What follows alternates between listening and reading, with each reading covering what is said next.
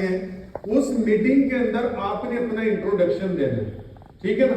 जैसे मैं स्टार्ट करने वाला हूं और आगे मैं प्लान बताना आपको शुरू कर दूंगा, तो करें स्टार्ट। अपने मोबाइल आपने रख देने हैं और इधर फोकस करना है, क्योंकि जो आप सुनेंगे वही आप बता पाएंगे, ठीक है। तो मेरा नाम है ताहिर हुसैन और मैं चंडीगढ़ सिटी से बिलोंग करता हूं। और चंडीगढ़ एक ऐसा शहर है, तकरीबन लोगों ने नाम सुना है, सिटी ब्यूटीफुल उसको कहा जाता है। और बात कर रहा हूं मैं, आज आपके सामने मौजूद हूं, तो मैं आज एक प्रोजेक्ट लेके आपके सामने आया हूं। और इस प्रोजेक्ट की अगर हम बात करें तो जो आने वाला फ्यूचर है या जहां अभी हमारा वर्ल्ड जाने वाला है, ये प्रोजेक्ट उससे ही रिलेट करता है।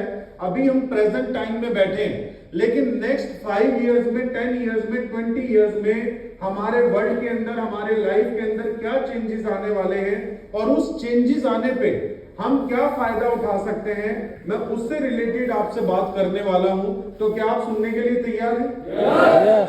आज आपका मैं 20 से 30 मिनट का टाइम लूंगा और ये 30 मिनट आपका वैल्यूबल टाइम बनेगा। आपको ऐसा नहीं लगेगा कि आपने अपना 30 मिनट का जो टाइम है वो खराब किया है, क्योंकि आज का जो सेशन है वो बहुत ही इंफॉर्मेटिव होने वाला है। इंफॉर्मेटिव मतलब आप में से कुछ लोग जानकारी रखते होंगे, तो शायद आपकी जानकारी में या तो इजाफा होगा, या अगर उसकी जानकारी पहले आपके पास होगी तो क्लैरिटी और आ जाएगी, जो मैं आज आपके सामने बताने वाला हूं। तो मैं जिस प्रोजेक्ट की आपके साथ बात करने वाला हूं, उस प्रोजेक्ट का नाम है मीथर ITES। इस पूरी कंपनी को जो हम नाम बोलते हैं Mether, METHER ITES, information technology enable services company. Mether ITES जो है ये रजिस्टर्ड है यूरोप रीजन इस्टोनिया से। अगर हम बात करें तो इस्टोनिया जो है उस टाइम में, अगर हम बात करें तो ज्यादातर इस्टोनिया के अंदर इस तरह के वेंचर 2019, 2018, 2020 में बहुत रजिस्टर्ड हुए हैं। उसके बाद क्या हुआ है, बहुत सारी ऐसी कंट्रीज हैं जिन्होंने और भी सपोर्ट करना शुरू कर दिया। और अभी अगर हम बात करें, क्योंकि मैं यहाँ पर Web3 की बात करने वाला हूँ और हमारा पूरा प्रोजेक्ट Web3 को बिलोंग करता है, तो हमारी कंपनी का रजिस्ट्रेशन इस्टोनिया में हुआ 2020 के अंदर। और हमारी कंपनी के जो CEO एंड फाउंडर जो है वो है मिस्टर डनीस। मिस्टर डनीस जो है, ये अगर हम बात करें कि इनका क्या प्रोफाइल है, ठीक है, ये कहां से बिलोंग करते हैं, तो ये ऑस्ट्रिया से बिलोंग करते हैं, ठीक है। वियना एक शहर है ऑस्ट्रिया के अंदर, वहां पर ये रहते हैं। और इनकी जो स्टडी है वो टेक्नोलॉजी के ऊपर ही रही है। इन्होंने ब्लॉकचेन के ऊपर कोर्सेज किए हैं, साथ में इस चीज को समझा है कि आने वाले टाइम में हम किस चीज के ऊपर काम कर सकते हैं कि जिससे इनको भी फायदा हो और पूरे वर्ल्ड को फायदा हो। तो इन्होंने इस प्रोजेक्ट को बिल्ड किया। तो अब प्रोजेक्ट में क्या चीज बिल्ड की हम वो आगे जानेंगे। तो मिस्टर डनीस इसके CEO एंड फाउंडर हैं और ये जो प्रोजेक्ट है ये 160 प्लस कंट्रीज में काम कर रहा है। जैसे आज हम इंडिया में बैठे हैं, इंडिया के अलावा तकरीबन 160 कंट्रीज में भी ये प्रोजेक्ट ग्लोबली चल रहा है। और ग्लोबली हमारी कंपनी का जो क्राउड है वो तकरीबन 3 मिलियन यूजर का है। कितना? 3 मिलियन यूजर। और अगर हम बात करें 3 मिलियन यूजर, तो एक अच्छा क्राउड होता है। अब 3 मिलियन लोग इस प्रोजेक्ट का पार्ट बने, तो जाहिर सी बात है कुछ चीजें तो इसमें अच्छी रही होगी कि 3 साल के अंदर 3 मिलियन लोगों ने एसोसिएट हुए लोग इसके साथ। तो अब हमारा प्रोजेक्ट बेसिकली करता क्या है वो मैं आपको बताना चाहता हूं। हमारी कंपनी टेक्नोलॉजी ड्रिवन कंपनी है। तो मैं थोड़ा सा आपको पीछे लेके जाना चाहता हूं, थोड़ा सा आपको एग्जांपल देके समझाना चाहता हूं अभी हमारी कंपनी कर क्या रही है। हम बात करें जब इंटरनेट की शुरुआत हुई तो उस दौर को बोला जाता है वेब 1। अब ये जो वेब 1 है बेसिकली ये वर्जन है इंटरनेट के दौर के। तो जब इंटरनेट की शुरुआत हुई तो ये दौर था 1995 का, ठीक है। 1995 के अंदर इंटरनेट आया और बहुत सारे लोगों ने इंटरनेट का विरोध किया कि ये चीज नहीं चलने वाली, या इसके ऊपर जो बात कर रहे हैं, जो जानकार हैं, जो इंटरनेट को वो शायद चीज जो है आगे वर्क नहीं करेगी, लेकिन उनकी आलोचनाओं के साथ साथ इंटरनेट आगे बढ़ता चला गया और हमने देखा वेब 1 के अंदर जैसे ऑर्कुट नाम की कंपनी, याहू नाम की कंपनी, ठीक है, yahoo.finance, ये इन कंपनियों ने इसी टेक्नोलॉजी के ऊपर काम करते हुए इंटरनेट के माध्यम से अपनी वर्थ को उस टाइम पे 1-2 बिलियन डॉलर के भी बनाया। अगर मैं 1 बिलियन की बात करूं तो इंडिया के हिसाब से 9,000 करोड़ रुपीस बनता है, जो एक ह्यूज अमाउंट है। तो वेब 1 के बाद कुछ टाइम के बाद जब ये हिट हुआ और लोगों को लगा कि ये यूजफुल हो सकता है, तो वेब 1 में कुछ ही कंपनीज थी, लेकिन इसके बाद दौर आया वेब 2 का। अब वेब 1 के अंदर क्या होता था? वेब 1 के अंदर सिर्फ जो आपका कंटेंट था वो सिर्फ रीड करने के लिए था, रीड और राइट, मतलब आप लिख सकते थे या आप पढ़ सकते थे, क्योंकि ऑर्कुट और याहू पे आप क्या था, एक तरीके से जीमेल फॉर्मेट था, या याहू ने थोड़ा सा अपने सिस्टम को एडवांस बनाया हुआ था, याहू मतलब याहू न्यूज भी चलता था उस टाइम पे। तो लेकिन वेब 2 ने क्या किया, इस रीड और राइट के कॉन्सेप्ट को थोड़ा सा और बेटर कर दिया। अब आप अपने कंटेंट को क्रिएट भी कर सकते थे, वीडियो फॉर्मेट में भी शेयर कर सकते, इमेज उसमें भी शेयर कर सकते थे। तो वेब 2 थोड़ा इसका क्या हो गया, एडवांस वर्जन हो गया वेब 1 का। अब वेब 2 के अंदर कौन कौन सी कंपनीज आई? सबसे पहले अगर हम बात करें तो गूगल का जन्म वैसे हुआ वेब 1 के अंदर, लेकिन इन्होंने जो लीड लिया वो वेब 2 के अंदर लीड लिया। और इसी साथ वेब 2 के अंदर क्या आया, फेसबुक आया। आज हम देख सकते हैं कि फेसबुक का कितना बड़ा इकोसिस्टम है, बहुत सारे ऐसे प्रोडक्ट हैं जो फेसबुक ही ऑन करता है, व्हाट्सएप को भी फेसबुक ऑन करता है। इसी तरीके से वेब 2 का अगर हम प्रोडक्ट की बात करें तो टिकटॉक बहुत फेमस हुआ, टिकटॉक के साथ इंस्टाग्राम बहुत फेमस हुआ। ये जितने भी प्रोडक्ट हैं, ये सारे प्रोडक्ट क्या हैं, ये वेब 2 के हैं, ठीक है।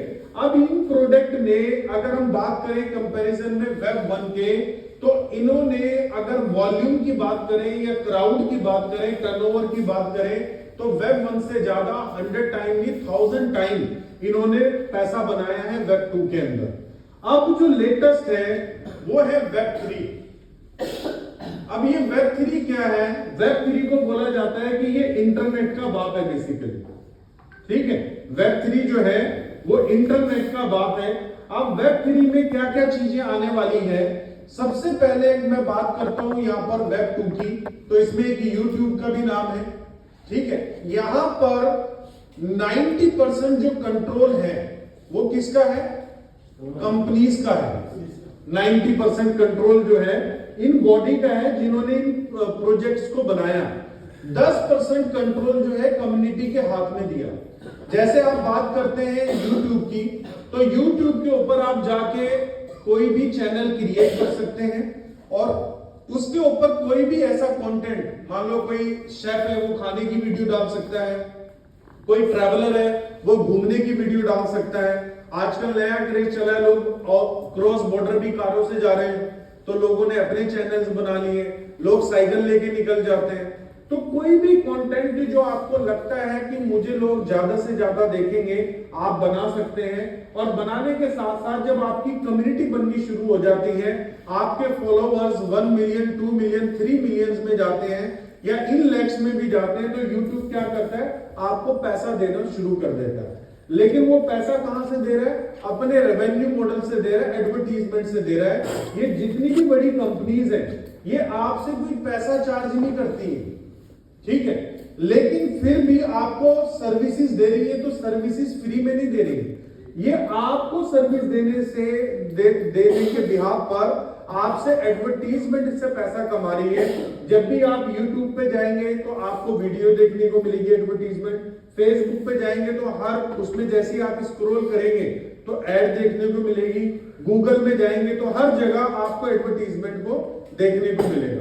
अब यहां पर आप चीजों को कंट्रोल नहीं कर सकते अपने लेवल पे, यहां पर कंपनी कंट्रोल करती है। तो वेब 3 का जो वर्जन जो लॉन्च हुआ है, ये लॉन्च हुआ है कि यहां पर ये जो वेब 3 है ये कैसे रहने वाला है?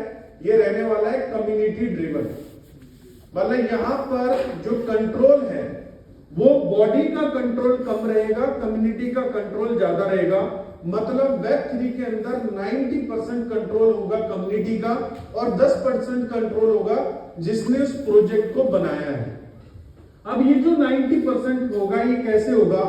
वेब3 के अंदर जो भी कोई प्रोडक्ट आएगा, जैसे भी लेटेस्ट अगर हम वेब3 की बात करें तो जिसको हम ट्विटर और एक्स बोलते हैं, ये कंप्लीटली वेब3 के ऊपर जा रहा है, कंप्लीटली कि ये धीरे धीरे वेब3 के ऊपर जा रहा है। तो यहां पर कोई भी टर्म और पॉलिसी फ्यूचर में आएगी तो उसको कौन डिजाइन करेंगे?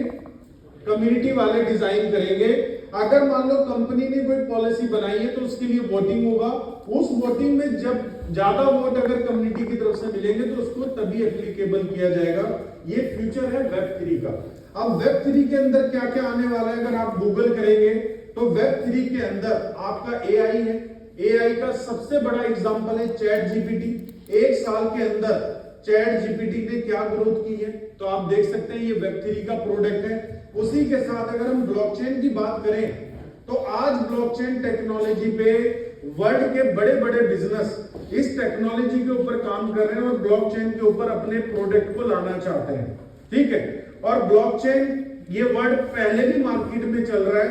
अगर आपने क्रिप्टो करेंसी के बारे में सुना हो तो क्रिप्टो करेंसी भी बेस करती है ब्लॉकचेन टेक्नोलॉजी के ऊपर। अब ब्लॉकचेन टेक्नोलॉजी क्रिप्टो नहीं है, लेकिन क्रिप्टो मार्केट जो है यूज कर रही है ब्लॉकचेन टेक्नोलॉजी को अपने आप को चलाने के लिए बेसिकली। तो यहां पर ब्लॉकचेन एक बड़ा प्रोडक्ट है वेब3 का, एआई बड़ा प्रोडक्ट है। उसके बाद मेटावर्स ये एक बड़ा प्रोडक्ट है। ठीक है, मेटावर्स के साथ अगर हम बात करें एनएफटी ये एक बड़ा प्रोडक्ट है। इस तरह के कुछ ऐसे प्रोडक्ट हैं जो वेब3 का फ्यूचर हम बोल सकते हैं, जो वेब3 जिनके ऊपर बेस है। अगर आप गूगल करेंगे तो आपको पता लग जाएगा। तो जब वेब1 मान लो $1 बिलियन इंडस्ट्री में कन्वर्ट हुआ और वेब2 ये 1000 बिलियन में मतलब $1 ट्रिलियन इंडस्ट्री में कन्वर्ट हुआ, तो वेब3 ये मल्टी $1 ट्रिलियन इंडस्ट्री बन जाएगा ऑटोमेटिकली। तो ये ग्राफ मैंने आपको क्यों समझाया कि हम वेब1 से निकल के अभी हम वेब3, आपके सामने वेब1 आया। आप में से कई लोगों ने अपना रिजल्ट जब आप 8th या 10th में होंगे तो आप जाते होंगे साइबर कैफे देखने के लिए ऑनलाइन, लेकिन वेब2 का आपने बहुत अच्छे से यूज किया। आपका 4 साल का बच्चा भी यूट्यूब को चलाना सीख गया कि यूट्यूब से उसने अपनी मनपसंद की वीडियो कैसे देखनी। तो टेक्नोलॉजी बदल रही है बहुत तेजी। ऐसे ही वेब3 के ऊपर जो है अब ये जितने भी प्रोडक्ट हैं इसके ऊपर वेब3 इससे बड़ी इंडस्ट्री है जो वेब2 बन के आई है। और मैं जिस प्रोजेक्ट की आपसे बात कर रहा हूं वो टोटली किसके ऊपर बेस है? वेब3 के ऊपर बेस है। तो आप समझ सकते हैं कि इस प्रोजेक्ट का फ्यूचर कितना ब्राइट है। क्लियर हुआ यहां पर आपको? तो अभी मैंने आपको प्रोडक्ट के बारे में बताया, तो मैं अपनी कंपनी का हमारा जो वेब3 का इकोसिस्टम है उसके बारे में मैं आपसे बात करूंगा कि वो इकोसिस्टम किस तरीके से काम करता है और आप लोग उससे कैसे फायदा उठा सकते हैं। तो सबसे पहले हम यहाँ पर थोड़ा सा एक ग्राफ बनाएंगे अपने इकोसिस्टम का। मैं ये बात कर रहा हूं मीटर के इकोसिस्टम की जो बेस है वेब3 के ऊपर बेसिकली, कि इसका इकोसिस्टम से आप कैसे फायदा उठा सकते हैं। तो यहां पर मैं एक ग्राफ बना रहा हूं बेसिकली कि हमारी कंपनी का क्या क्या प्रोडक्ट है वेब3 से लेके। ये पूरा जो इकोसिस्टम है ये बेस है वेब3 पे। ठीक है, जिसको हम बोलते हैं वेब 3.0 भी कह देते हैं, वेब 3 भी कह देते हैं। ठीक है, वेब 3.0 भी लोग बोलते हैं, तो लोगों का अपना है। लेकिन हम इसको सिंपल भाषा में बोले तो ये वेब 3 है। अब वेब 3 के अंदर अगर आप मेन प्रोडक्ट देखेंगे तो मेन प्रोडक्ट है ब्लॉकचेन। ठीक है, ये मेन प्रोडक्ट है आपका कि ब्लॉकचेन। अगर आप गूगल करेंगे तो ब्लॉकचेन एक मेन प्रोडक्ट आएगा। तो मीथर की जो मैं बात कर रहा हूं आपसे अपने प्रोजेक्ट की, हमारी कंपनी ने M20 के नाम से अपने ब्लॉकचेन को लॉन्च किया था 2021। अभी मैं 2023 एंड पे आपसे बात कर रहा हूं। हमारी कंपनी ने 2021 में M20 ब्लॉकचेन को लॉन्च किया और लॉन्च करने के साथ इसकी डेवलपमेंट होती रही और डेवलपमेंट के साथ साथ इस ब्लॉकचेन को इतने अच्छे लेवल पे बिल्ड कर दिया कि जो हमारे वर्ल्ड की हम ये कह सकते हैं टॉप की जो कंपनी है, ऑडिट कंपनी, वर्ल्ड की नंबर 1 ऑडिट कंपनी जो वेब3 के प्रोजेक्ट को ऑडिट करती है, उसका नाम है सर्टिक। तो हमारी ब्लॉकचेन को सर्टिक ने भी वेरीफाइड किया हुआ है, मतलब हमारी जो ब्लॉकचेन है वो सर्टिक से वेरीफाइड है।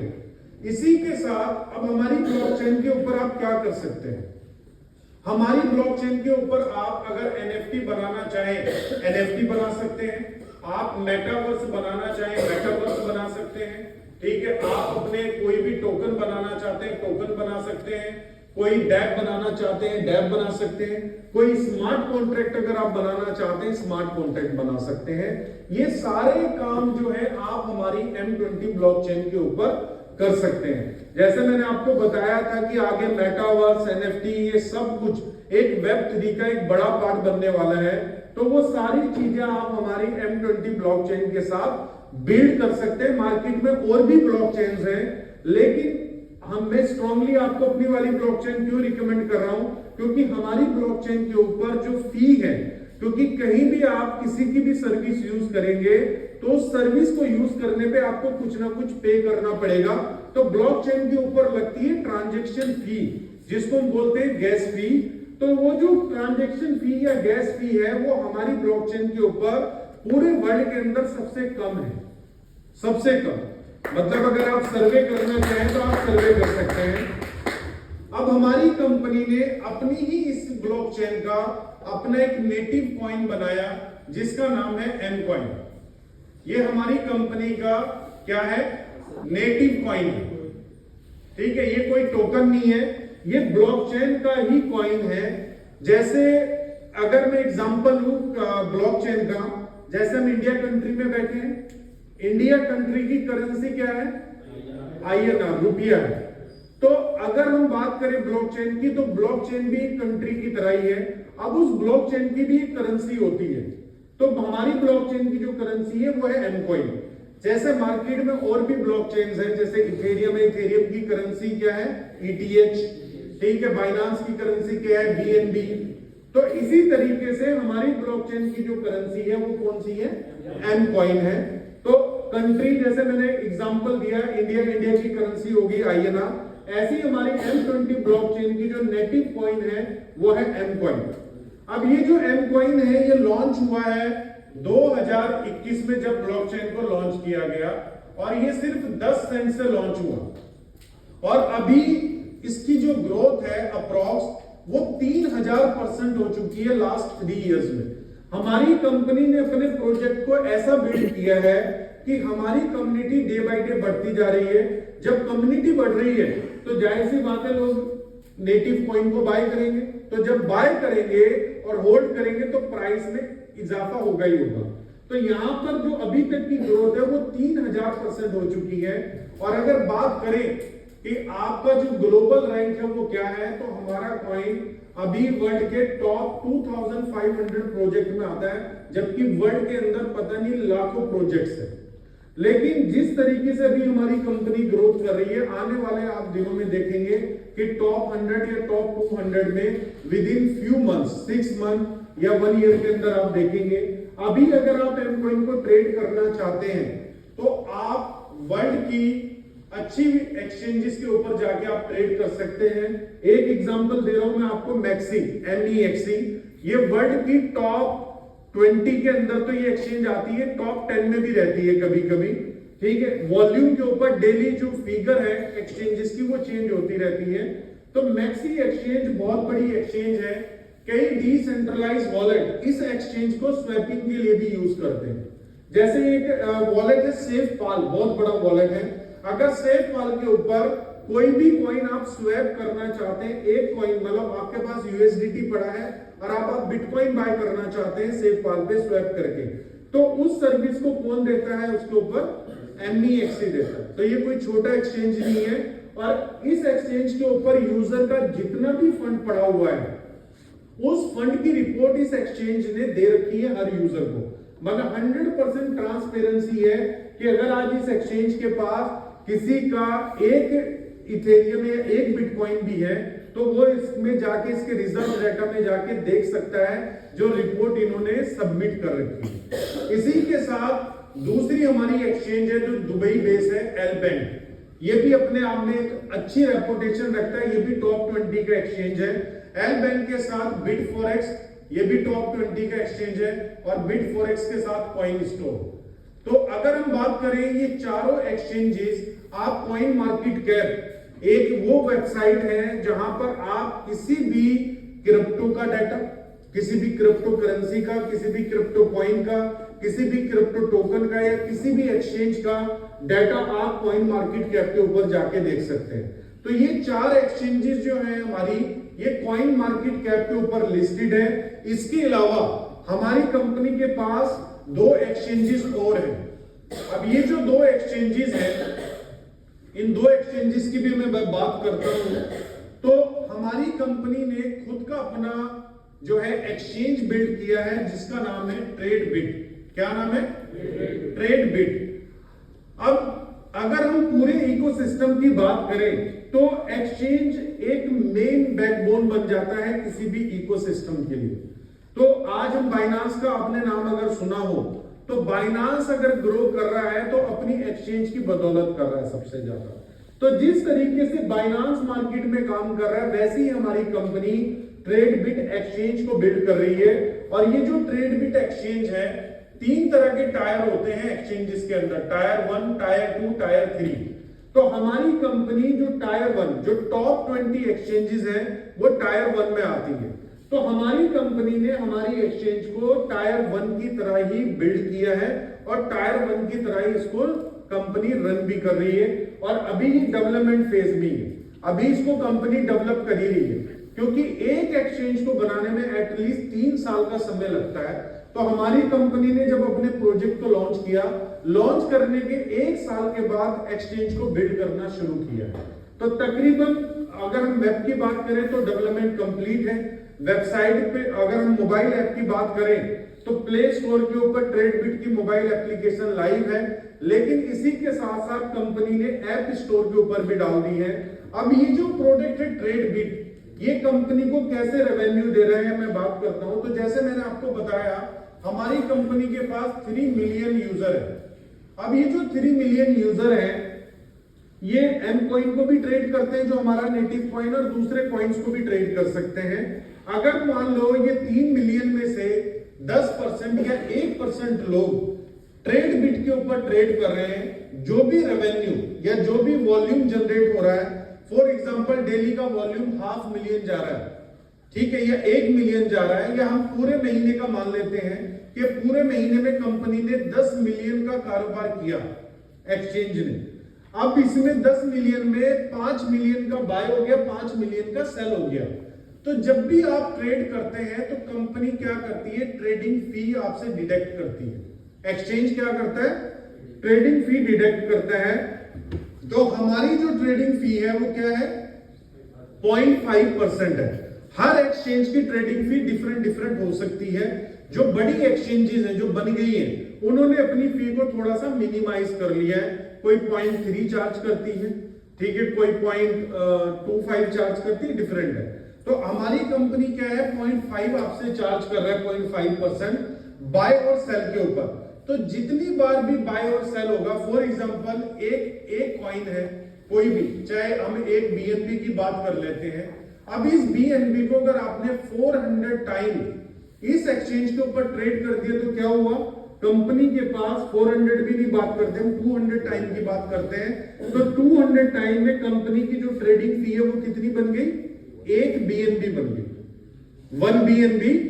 जैसे गोल्ड ज्वेलर जो होता है, ज्वेलरी शॉप वाला, जब आप गोल्ड बाय करने जाएं या सेल करने जाएं, जब आप बाय करेंगे तो वो आपसे मेकिंग चार्जेस लेगा, जब आप सेल करने जाएंगे तो मेकिंग चार्जेस प्लस जो भी कॉस्ट होगी उसके ऊपर वो डिडक्ट करेगा। सेम ट्रेडिंग एक्सचेंज भी ऐसा ही है, ठीक है। यहां पर लॉस का कोई चांसेस ही नहीं है। यहां पर सिर्फ कंपनी को सिक्योरिटी चैलेंज आ सकता है, उसके लिए हर एक्सचेंज अपनी सिक्योरिटी के ऊपर पैसा खर्च करती है। तो हमारी कंपनी ने भी अपनी सिक्योरिटी पे पैसा खर्च किया हुआ है। ट्रेडबिट एक्सचेंज का भी जो है ऑडिट ऑलरेडी चल रहा है हैकाथॉन के साथ। हैकाथॉन एक ऑडिट कंपनी है, जैसे सर्टिफ नंबर 1 पे आती है, हैकाथॉन जो है वो टॉप 10 में आती है, टॉप 5 में आती है। तो वो हमारी ट्रेडबिट का ऑडिट कर रही है ताकि किसी भी तरह का कोई बग ना रहे सिक्योरिटी के अंदर। हर एक्सचेंज इस प्रैक्टिस को करती है और रेगुलर करती है। तो हमारी कंपनी का जो एक मॉड्यूल है रेवेन्यू मॉडल ट्रेडबिट एक्सचेंज का, एक तो ये है, साथ में यहां पर लोग स्टेकिंग भी करते हैं।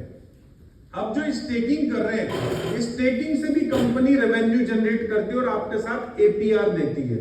जैसे किसी भी कॉइन को अगर आप होल्ड करते हैं, क्योंकि होल्डिंग की पावर क्या है, एसेट कंपनी के पास आ गया है, और उस एसेट के बिहाफ पे कंपनी वीसीस को भी लेके आती है अपने पैनल पे, और क्राउड के बेस पे भी लेके आती है। तो कंपनी उस वीसी की वजह से क्या करती है, जो फंड आता है उससे अपने प्रोजेक्ट को डेवलप करने में, मतलब उस पैसे को लगाती है और उससे एक्सचेंज को एक नेक्स्ट लेवल पे लेके जाती है।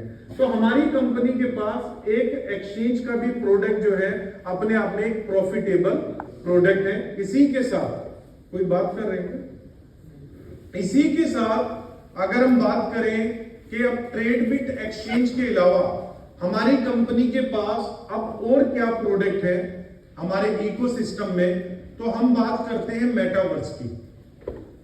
मेटावर्स जो है आज हर जगह, मैं ये बात नहीं कर रहा हूं आज आप इसी बोर्ड पे मेटावर्स का नाम सुन रहे हैं, मेटावर्स आप मूवीज में देख रहे हैं, ठीक है, आपके बच्चे स्कूल्स में पढ़ रहे हैं, ठीक है, कोई भी अगर हम बात करें कोई भी एग्जीबिशंस या कोई भी इवेंट ऑर्गेनाइज हो रहा है टेक्नोलॉजी का, तो मेटावर्स की वहां पर जो है कॉन्फ्रेंसेस चल रही है कि वर्ल्ड में क्या नया आने वाला है।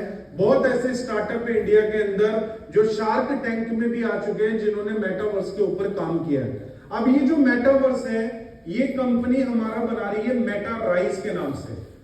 आपने देखा होगा कि फेसबुक ने भी अपना नाम बदल के मेटा रख लिया, ठीक है, तो हमारी कंपनी के पास क्या है, मेटा राइज है। ये जो मेटा राइज प्रोजेक्ट है ये मेटावर्स का प्रोजेक्ट है और इसको कंपनी लास्ट अगर हम देखें 1 ईयर से बिल्ड कर रही है और अभी आने वाले कुछ कपल ऑफ मंथ्स में, हम बोल सकते हैं 3 से 4 महीने में कंपनी इसको लॉन्च कर रही है। पहला फेज, इसका पहला फेज लॉन्च हो रहा है जिसको हम बोलते हैं ILO। ILO का मतलब है इनिशियल लैंड ऑफरिंग। तो यहां पर हम मेटावर्स में लैंड बाय करेंगे। ऐसे ही कई हम ये बोल सकते हैं कई ऐसे इन्फ्लुएंसर हैं, कई ऐसे होल्डर्स हैं। एक इंडिया का ही लड़का है जिसने तकरीबन मेटावर्स के अंदर 5000 करोड़ रुपए इन्वेस्ट किया हुआ है। कितना? 5000 करोड़। और ये 5000 करोड़ उसने कहां से कमाया? क्रिप्टो से कमाया, ब्लॉकचेन में पैसा इन्वेस्ट करके कमाया। लेकिन अभी वो फ्यूचर अपना कहां देख रहा है? मेटावर्स में देख रहा है। अब इसी के साथ साथ ये तो एक लड़के का एग्जांपल है। अगर मैं बात करूं फेसबुक की, तो फेसबुक भी तकरीबन $50 बिलियन के आसपास अपने मेटावर्स को बिल्ड करने में लगा चुका है और मेटावर्स के प्रोडक्ट बिल्ड कर रहा है। तो इससे एक बात तो क्लियर हो जाती है कि आने वाला जो वक्त है वो मेटावर्स का है और मेटावर्स के ऊपर बड़ी बड़ी कंपनीज काम कर रही है। तो ये जो इंडस्ट्री है ये भी $multi-trillion इंडस्ट्री है। और मेटावर्स अभी कर क्या रहा है बेसिकली, अगर हम रिसेंटली बात करें, जितने भी अभी आप देखेंगे सिंगर, आप YouTube के ऊपर डालेंगे मेटावर्स कॉन्सर्ट, तो मेटावर्स कॉन्सर्ट अगर आप डालेंगे तो बहुत ऐसे सिंगर है। जस्टिन बाइबर को तो सभी जानते हो, ठीक है, कम एज में पॉपुलर हुआ है। वो अपने मेटावर्स के ऊपर कई इवेंट कर चुका है, ठीक है। आप यहाँ पर दिलेर मेहंदी को जानते होंगे, उन्होंने कई इवेंट किए। इवन उन्होंने अपना मेटावर्स बनाया भी और बेचा भी है। उसका नाम है बल्ले बल्ले लैंड। उन्होंने जो अपना मेटावर्स है वो बल्ले बल्ले लैंड बना के बेचा है और पहले ही दिन उन्होंने अच्छा खासा रेवेन्यू जनरेट किया। और उन्होंने कपिल शर्मा शो में बताया कि पहले ही दिन मेरा मेटावर्स का जो सर्वर है वो क्रैश भी हुआ, ठीक है। उन्होंने अपनी टेस्टिमोनियल में बताया कि इतना ज्यादा क्राउड जो है हमारे उसमें आया। तो वो क्या बताना चाहते हैं कि लोग इंटरेस्टेड है। तो मेटावर्स भी अपने आप में एक बड़ा प्रोजेक्ट है। इसी के साथ हमारी कंपनी काम कर रही है NFT के ऊपर। अब NFT क्या है? NFT को बोला जाता है नॉन फंजिबल टोकन, बेसिकली ये इसका फुल फॉर्म है। लेकिन एनएफटी एक तरीके का आपका डिजिटल आर्ट है। डिजिटल आर्ट है, आप अपनी इमेज को कन्वर्ट कर देते हैं एनएफटी के अंदर और ये एनएफटी आ जाती है किसी भी ब्लॉकचेन के ऊपर, तो ये बन जाती है एनएफटी। मतलब जो आपका डिजिटल आर्ट है अगर वो किसी ब्लॉकचेन के ऊपर डिप्लॉय हो गया तो डिप्लॉय होने के साथ वो बन जाता है एनएफटी। अब इस एनएफटी को आप सेल कर सकते हैं। जैसे एक प्लेटफॉर्म है ओपन सी। ओपन सी जो है इथेरियम को भी सपोर्ट करता है, कई ब्लॉकचेन को सपोर्ट करता है। तो ओपन सी के ऊपर आप अपनी एनएफटी को डाल सकते हैं। अब ये एनएफटी यहां पर डालने में भी पैसा लगना है आपका, यहां पर फी लगेगी मिंट करने में, सारी चीजों में। तो ये भी हो सकता है कि इस डिजिटल आर्ट को यहां पर सेल करने के लिए आपके $100 पोस्टिंग आ जाए, आपको वहां पर पोस्टिंग करने के लिए, बनाने के लिए। तो अब एनएफटी क्या हो रहा है अगर हम देखें, अभी कुछ टाइम पहले एक एनएफटी बिकी है जिसकी कीमत थी 500 करोड़। कितनी कीमत थी? 500 करोड़। अब वो सिर्फ एक इमेज बिकी है 500 करोड़ की, और पूरा वर्ल्ड हैरान था कि 500 करोड़ सिर्फ एक इमेज जो एक कैट की तरह दिख रहा है, इसके लिए 500 करोड़ रुपए क्यों खर्च किया गया। और वो 500 करोड़ किसने खर्च किए? जो मैंने आपको इंडिया से एक लड़का बताया कि जिसने 5000 करोड़ एनएफटी में खर्च किया हुआ है, उस शख्स ने वो 500 करोड़ की जो है एनएफटी बाय की। और आज उसके पास इतना ज्यादा कलेक्शन है एनएफटी का कि शायद अगर वो एनएफटी का म्यूजियम बना दे कि आप एनएफटी अगर देखना चाहते हैं तो मैंने म्यूजियम बना दिया है, आप आइए और मुझे पे कीजिए और मेरी एनएफटी का कलेक्शन देखिए, तो उसी से वो एक बहुत बड़ा रेवेन्यू गेन कर सकता है। आपने देखा होगा अभी आईसीसीआई जो है हमारा वर्ल्ड ये जो क्रिकेट वाला है, इन्होंने भी डिसाइड किया कि हम प्लेयर्स की एनएफटी बनाएंगे। अब एक बार जो एनएफटी बन गई और बिक गई, अब उसका रेप्लिका नहीं बन सकता, उसके इंप्रेशन बन सकते हैं। मतलब एक एनएफटी के मैक्सिमम 10,000 इंप्रेशन हो सकते हैं। मतलब आप हैं तो आप उसके, लेकिन उस इंप्रेशन में कुछ ना कुछ चेंज जरूर होगा, सेम नहीं हो सकता। जैसे सगे भाई हैं, सगे भाई की शकल मैच कर सकती है लेकिन एक जैसी नहीं हो सकती। तो ऐसी एनएफटी 10,000 बनाई जा सकती है एक ही कैरेक्टर की, लेकिन वो सारे जो भी कैरेक्टर बनेंगे 10,000 वो एग्जैक्ट नहीं हो सकते, सेम नहीं हो सकते, वो डिफरेंट रहेंगे। तो ऐसे ही एनएफटी एक वर्ल्ड की बहुत बड़ी मार्केट है। और हमारी कंपनी की अपनी एनएफटी है मेटा बनी लेजेंड के नाम से। किस नाम से है? मेटा बनी लेजेंड। और कंपनी ने जब पहले दिन सेल किया, एमबीएल इसको हम शॉर्ट में बोल देते हैं, गूगल आप कर सकते हैं, तो पहले 24 घंटे के अंदर 3,333 एनएफटी सेल हो गई थी। और इसको लॉन्च किया गया था कार्डानो के ऊपर, मतलब कार्डानो ब्लॉकचेन के ऊपर। लेकिन अभी हमारी कंपनी जितनी भी रिमेनिंग एनएफटी है वो लॉन्च कर रही है M20 ब्लॉकचेन के ऊपर। इसी के साथ हमारी कंपनी का एनएफटी प्लेटफॉर्म भी है। एनएफटी प्लेटफॉर्म के साथ साथ हमारी कंपनी पार्टनरशिप कर चुकी है फ्रैंक मूलर के साथ। अब ये जो फ्रैंक मूलर है ये अपने आप में ही एक बहुत बड़ा ब्रांड है, बहुत बड़ा। अगर हम बात करें कि आप गाड़ी के किस ब्रांड को जानते हैं तो आप मारुति कह देंगे, लग्जरी में आप ऑडी, BMW, मर्सिडीज कह देंगे। लेकिन अगर मैं बात करूं, क्या आपने कभी बुगैटी का नाम सुना है, लंबोर्गिनी का नाम सुना है, ठीक है, आस्टन मार्टिन का नाम सुना है? तो शायद आप में से कुछ लोग जानते हैं और कुछ ने नहीं भी सुना होगा। लेकिन ये गाड़ियां $500,000 या $1 मिलियन से शुरू होती है। मतलब इनकी जो भी इन्वेंट्री बनती है, या तो पूरे वर्ल्ड में 100 गाड़ियां बनेंगी या 200 बनेंगी। मतलब ऐसा नहीं कि 1 लाख बन रही है, 2 लाख बन रही है। तो जो भी इन गाड़ियों को खरीदता है वो गाड़ी अपने आप में ही एक स्टेटस ऑफ सिंबल बन जाती है कि इस शख्स ने अगर इस गाड़ी को लिया है तो समझ लो ये पैसे वाला है। जैसे आप अंबानी फैमिलीज को इंडिया में देखते हैं, अंबानी के पास बहुत सारी ऐसी गाड़ियां हैं जो शायद इंडिया में कोई खरीद भी नहीं सकता, लेकिन उन्होंने उन गाड़ियों को खरीदा हुआ, इंपोर्ट किया हुआ। तो सेम ऐसे ही अगर हम बात करते हैं वॉच ब्रांड की, तो फ्रैंक मूलर एक बहुत बड़ा नाम है, ठीक है। अगर हम इसकी घड़ी की बात करें तो इसकी घड़ी $1 मिलियन की भी आती है। अब $1 मिलियन कितना हो गया? 9 करोड़ रुपए हो गया। तो इतना बड़ा ब्रांड आज वो मिथर के साथ, M20 चैन के साथ एसोसिएट होके एक प्रोडक्ट बना रहा है M20 के लिए। तो जाहिर सी बात है हमारे इकोसिस्टम में कुछ अच्छा होगा, तभी उसने बनाया। और ये जितनी भी घड़ी बनेगी इसकी ऑथेंटिसिटी आप चेक कर सकते हैं M20 चेन के साथ। तो फ्रैंक मोलर हमारे साथ जो है वो काम कर रहा है। इसी के साथ अगर हम बात करें तो हमारी कंपनी जो है मतलब प्ले टू अर्न गेम के ऊपर काम कर रही है। ठीक है, अभी जो प्ले टू अर्न गेम है, जैसे पहले कंपनी ने MBL रन बनाया ट्रायल के लिए, लेकिन इसी गेम को कंपनी एडवांस वर्जन में लॉन्च कर रही है। जितने लोगों के पास NFT होगी, जो भी आप मेटा मनी की NFT होल्ड करेंगे, इस गेम को आप प्ले करेंगे और प्ले करने के साथ आप अर्निंग कर सकते हैं। ठीक है, और भी ऐसे प्रोजेक्ट हैं जो अपकमिंग में हैं। और अगर हम इंडिया की मार्केट की बात करें तो इंडिया में हमारे पास स्मार्ट इलेक्ट्रॉनिक प्रोडक्ट भी है, लेकिन जब आप ऑनलाइन मीटिंग कर रहे हो तो मुझे नहीं लगता कि आपको गीगा स्पीड को मेंशन करने की जरूरत है, क्योंकि इंडिया से बाहर भी कोई यूजर इस प्लान को सुन सकता है। ठीक है, तो स्पेशली इंडियन यूजर के लिए मिथन ने क्या किया हुआ है, कुछ स्मार्ट इलेक्ट्रॉनिक प्रोडक्ट यहाँ पर दिए हुए हैं, जिसको हम बोलते हैं मैजिक फैन, मैजिक AC और मैजिक बॉक्स। ये 3 प्रोडक्ट हैं जो अपने आप में यूनिक है, और जितने भी लोग इन प्रोडक्ट को यूज कर रहे हैं, अभी तक जितने भी लोगों ने लिया है वो सेटिस्फाइड है।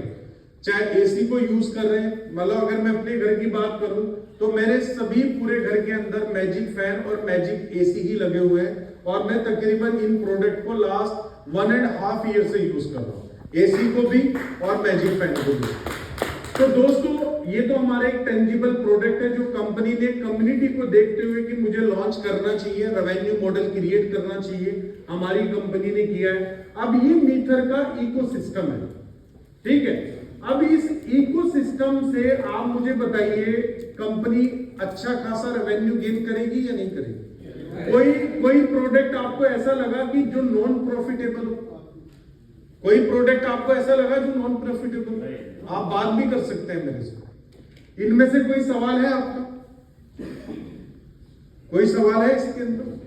ये क्लियर है आपको? इकोसिस्टम समझ में आया कि हमारी कंपनी Web3 के ऊपर क्या क्या बिल्ड कर रही है। जो अपकमिंग आने वाला है वो मैंने आपसे बात नहीं की है। जो प्रोजेक्ट कंपनी लाइव कर चुकी है या आने वाले कुछ कपल ऑफ मंथ में करने वाली है, मैंने उससे ही रिलेटेड आपसे बात की है। अब हम बात करते हैं कि ये जो इकोसिस्टम है, इस इकोसिस्टम से आप कैसे फायदा ले सकते हैं। ये तो मैंने भी आपको कंपनी का मॉडल बताया कि कंपनी क्या कर रही है और कंपनी ने क्या क्या प्रोडक्ट बनाया है और कंपनी कैसे फायदा ले रही है। अब यहां पर आप 60 लोग बैठे हैं, आप कैसे फायदा ले सकते हैं?